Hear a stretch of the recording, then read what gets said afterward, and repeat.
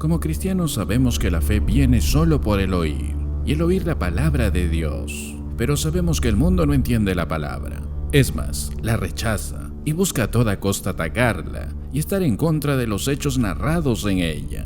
Pero el último descubrimiento realizado recientemente evidencia otra vez más que el mundo está equivocado y que no tiene razón en nada con respecto a Jesús y su palabra. Diversos grupos ateístas y agnósticos quedaron pasmados ante este nuevo descubrimiento, y es que arqueólogos del remoto sitio de Hircania, en el desierto de Judea, han desenterrado una rara inscripción griega que parafrasea un verso del libro de los Salmos y que también menciona el nombre de Jesús, demostrando una vez más que el Señor Jesucristo marcó y dejó huella en la historia de la humanidad desde su llegada por primera vez en la tierra. El proyecto de excavación está dirigido por arqueólogos de la Universidad Hebrea de Jerusalén. Hircania era una antigua fortaleza construida por el gobernante asmoneo Juan Hircanio, esto en el siglo II a.C.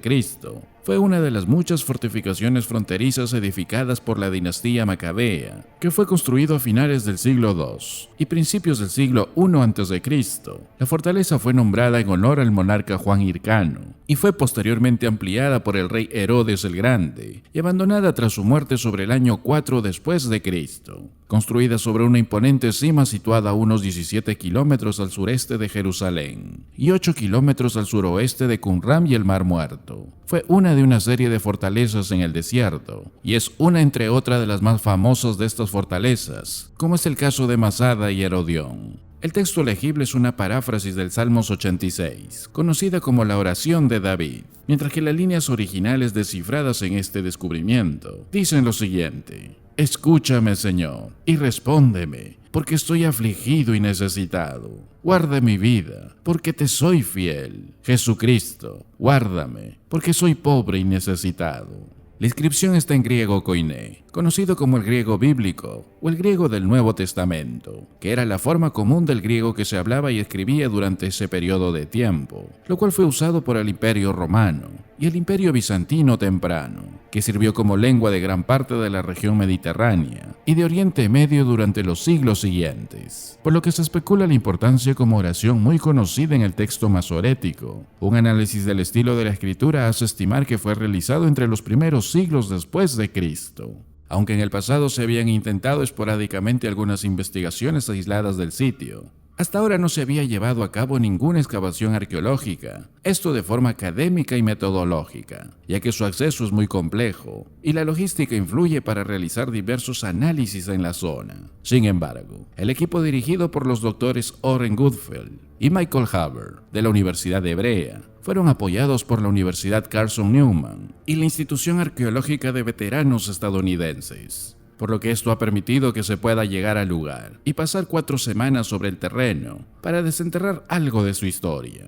Con este y otros descubrimientos, el grupo de arqueólogos han programado nuevas fechas que se darán en estos días para continuar con las excavaciones y nuevos hallazgos que pueden ser de gran importancia para la historia bíblica. Ahora, desde los primeros cristianos, pasaron por muchas circunstancias a donde iban y siempre tenían su fidelidad a la palabra. Es de ahí que uno de los pasajes que era común en ellos era el Salmos 86, y esto por lo vívido que era para ellos esas palabras. David clamó estas palabras una y otra vez en algunos salmos, diciendo: «Ten misericordia de mí, oh Dios, ten misericordia de mí». Y por eso la afirmó en el Salmos 23 diciendo: «Ciertamente el bien y la misericordia me seguirán todos los días de mi vida». David entendió que la misericordia de Dios alcanza a los que son misericordiosos y obedientes. Y para la iglesia, el Hijo de Dios es misericordioso. Y Él mostró su misericordia para la iglesia en el tiempo en que vivían en los primeros siglos y para el futuro también, porque los llevaría con Él por toda la eternidad.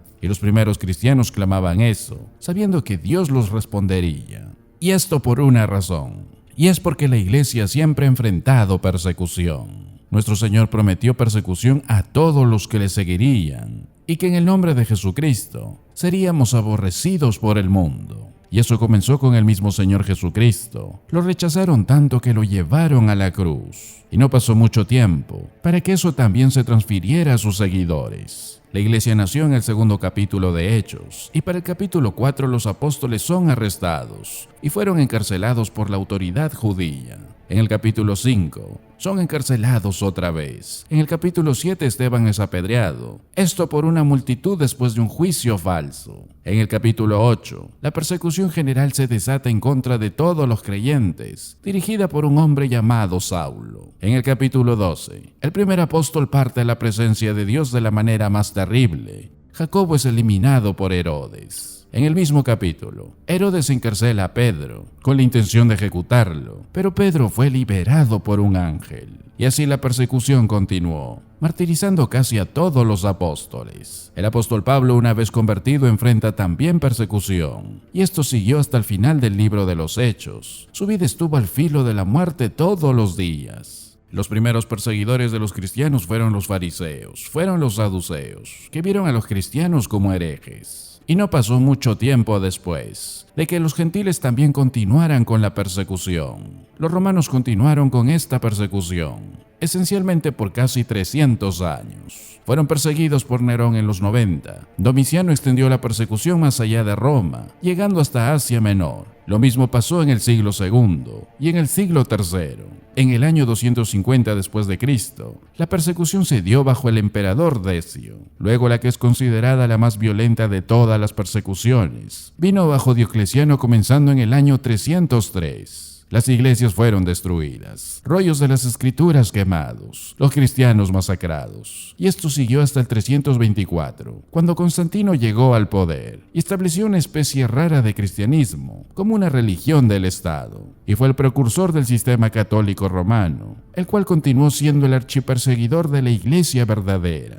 Durante 1000 años después de eso y más, el sistema romano persiguió a los cristianos verdaderos, esto en todos lados. El catolicismo romano creció hasta la Edad Media, y ahí la Reforma vino, y los de la Reforma cristiana fueron perseguidos. Los del Pacto fueron eliminados, encerrados, quemados, llevados a la estaca, cortados en dos, y eso ha continuado a lo largo de la historia.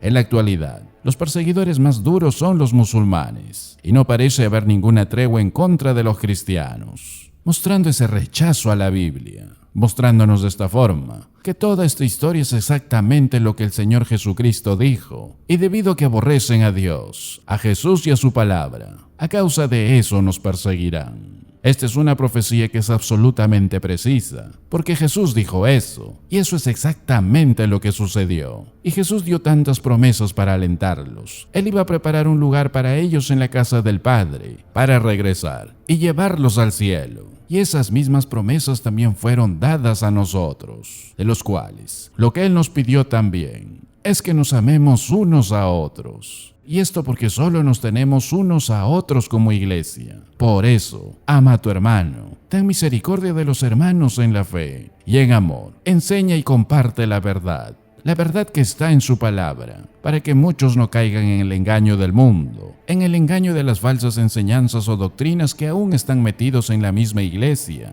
Y exhorta que sigan perseverando y santificándose día a día, preparándonos para la llegada de nuestro Salvador.